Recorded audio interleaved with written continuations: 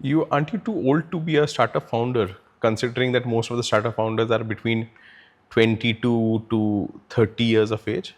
So it's interesting. Yes, I am too old. I 62 this year? 60. I will be 62 You'll next month. right. Yeah, that That's truly is. always a blessing. Right. But it's interesting. I think if you, as long as you're not mentally old, as long as you're thinking about new things, as long as you love building and creating, I think you can be a founder. Before we start, if I would request you to introduce yourself, uh, how would how would that be? That's a tough one. I don't even know fully myself what I am. You're still figuring out. I'm still figuring this out, and it's a great journey, by the way. But I think I can tell you what I love. Right? I love building things. I love reading a lot of fiction, and I can start, especially like Isaac Asimov, which is one of my favorite authors. Okay. I can read them back to back for days on end. Right? So I love that, being in that world and figuring it out. I love games like Call of Duty and Assassin's Creed and the Ghost of Tsushima.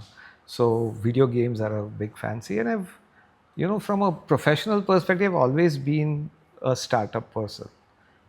So right after I finished my schooling, did my master's in the US, came back, spent few years, couple of years maybe, going after my passion of cars and engines and two-wheelers. Uh, and then I started my first company with a co-founder of mine. And after that, I've always been doing startups. So Right.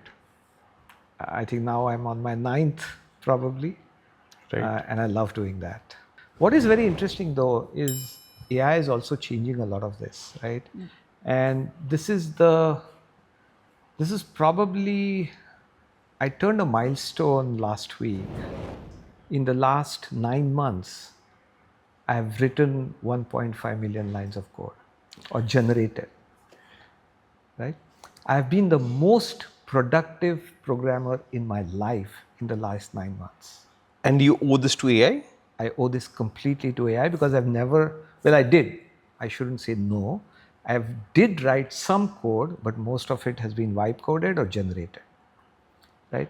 Now, I think that gives me a very interesting edge that tells me that I can still be a founder, because a founder, of course, creates these exciting products, if you will, something that will benefit people, something that will excite people, something that will make them happy, something that will derive value from what they spend on software. And if I can do that, and if I think personally that this is some of the best code that I've ever written, I'm not too old to be a founder.